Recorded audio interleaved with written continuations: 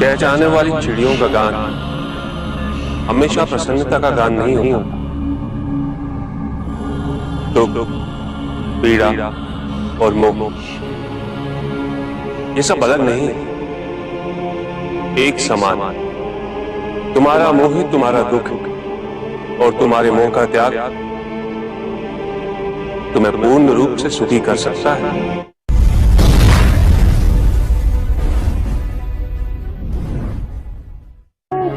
पूजित का साक्षात सामने होना मन को भटकने नहीं देता।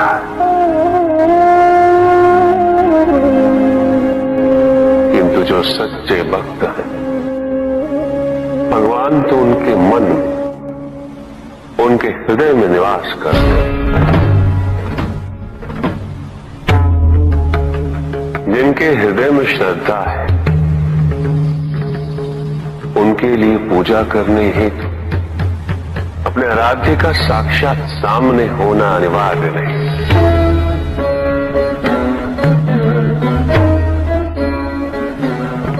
वो तो अपने मन के नेत्रों से प्रतिपल उनके दर्शन पा रहे हैं।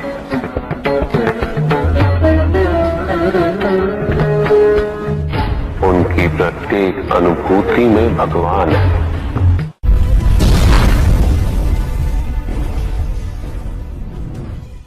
सत्य तो शाश्वत है। सत्य ही संसार में संतुष्टि और सुख का माध्यम। जो सत्य से विमुख हो वो सदैव दुखी रहता है। जिसने भ्रम का मार्ग अपना वो आजीवन ढूंढता रहता है।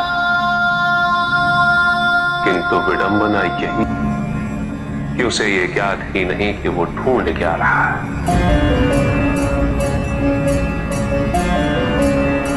सत्य तो यही कि तुम एक दैव्य अंश हो।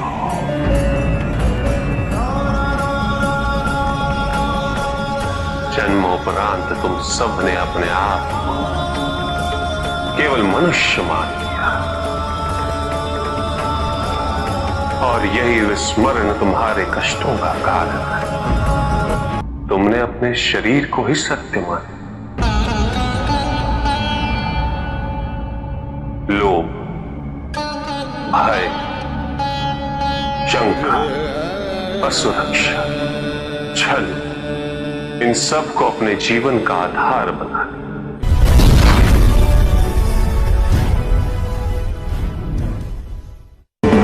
महाशिवरात्रि का व्रत विशेष फलों को प्रदान करने वाला है।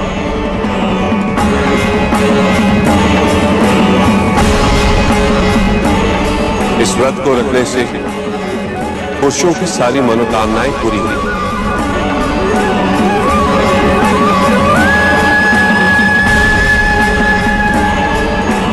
सुहागन स्त्रियों का सुहाग हमेशा बना रहे और कुंवारी लड़कियों को मनचाहा वर मिलेंगे।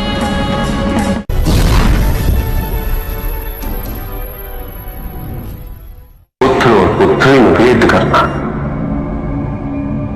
उचित नहीं। किंतु तब भी कुछ व्यक्ति ऐसी मूर्खता कर बैठते हैं क्योंकि वो कन्या की महिमा से अपरिचित है, क्योंकि वो ये समझ ही नहीं पाते कि कन्या का सम्मान करना प्रत्येक व्यक्ति का धर्म है। क्योंकि कन्या जीवनदायिनी है, वो जननी है और जननी तो केवल सत्कार के योग्य होती है, उपेक्षा की नहीं। उसका तिरस्कार नहीं किया जाता। एक कन्या विवाह के पश्चात दो कुलों को जोड़ती है।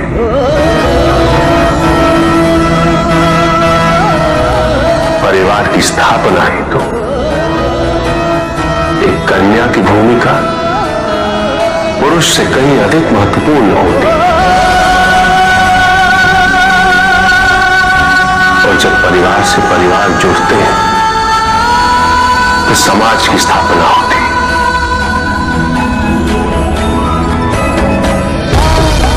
पुत्री को परिवार में, समाज में वही स्थान मिलना चाहिए, वही अधिकार प्राप्त होना चाहिए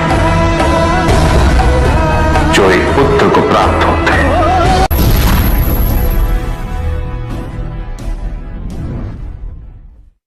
प्रेम क्या है? बताइए महादेव, कृपया बताएं कि प्रेम का रहस्य क्या है?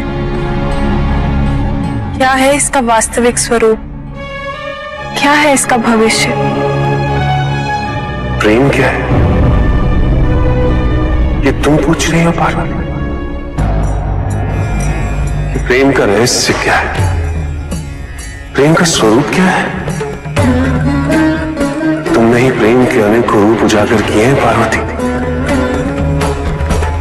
तुमसे ही प्रेम की विभिन्न अनुभूतियां हुई। तुम्हारे प्रश्न में ही तुम्हारा उत्तर नहीं था। क्या इन विभिन्न अनुभूतियों की अभिव्यक्ति संभव है?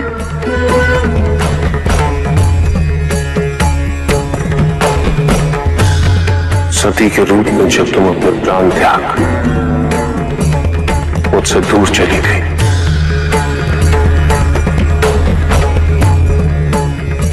मेरा जीवन, मेरा संसार, मेरा दायित्व सब निरर्थक और निराधार हो गया।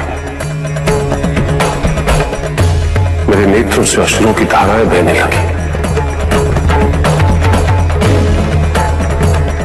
अपने से दूर कर तुमने मुझे मुझसे भी दूर कर दिया पार्वती।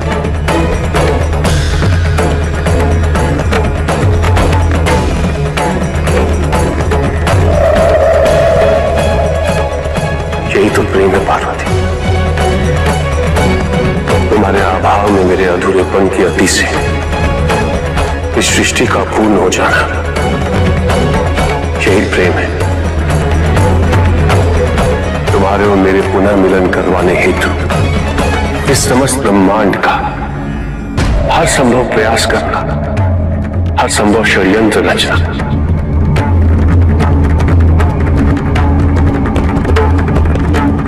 इसका कारण हमारा असीम प्रेम ही तो है। तुम्हारा पार्वती के रूप में पुनः जन्म लेकर मेरे एकाकीपन और मुझे मेरे वैराग्य से बाहर निकलने के लिए विवश करना और मेरा विवश हो जाना, ये प्रेम ही तो है।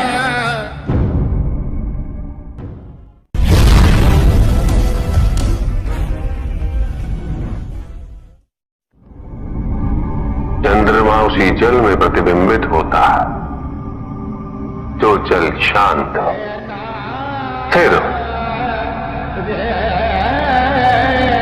यही तो समस्या होती है मन की।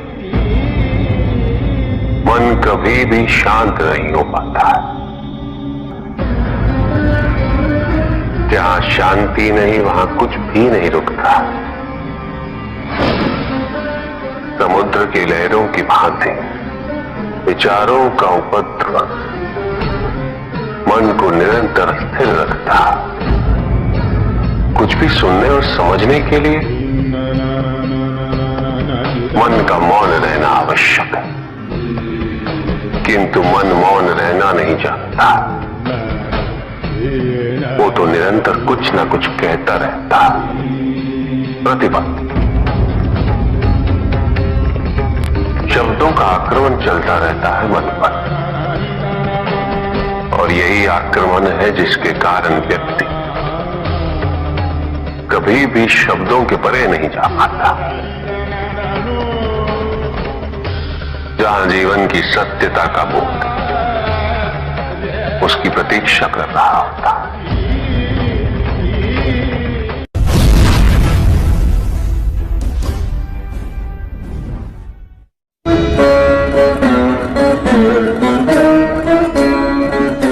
मैं वो हूं जो नहीं है,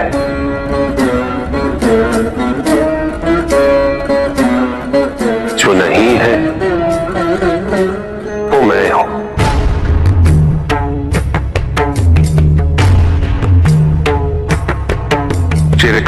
तक सभी को यह स्मरण रहे, जब आप में श्वास है तो मैं आप में हूं। देव देव महादेव शिवा, देव देव। और जिस क्षण आप में श्वास नहीं, देव देव तब आप मुझ पे हैं। देव शिवा, देव देव महादेव।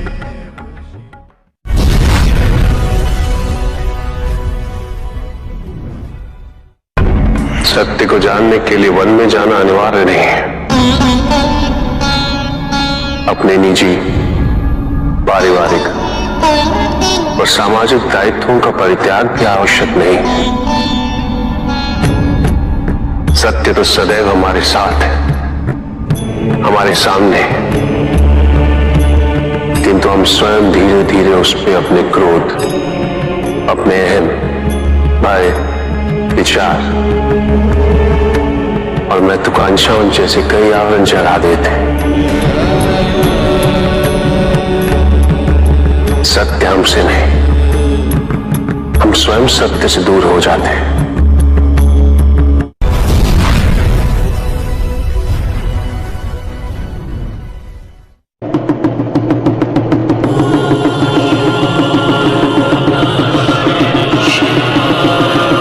जहां न अमृत, न विष, न सुख, न दुख, न स्वर्ग, न नरक, वही परम आनंद है। उसी परम आनंद तक की यात्रा है तुम्हारी। ये यात्रा आनंद के सानिध्य की है, ये यात्रा सानिध्य के आनंद की है। और इस यात्रा में मैं प्रतिपल तुम्हारे साथ हूं।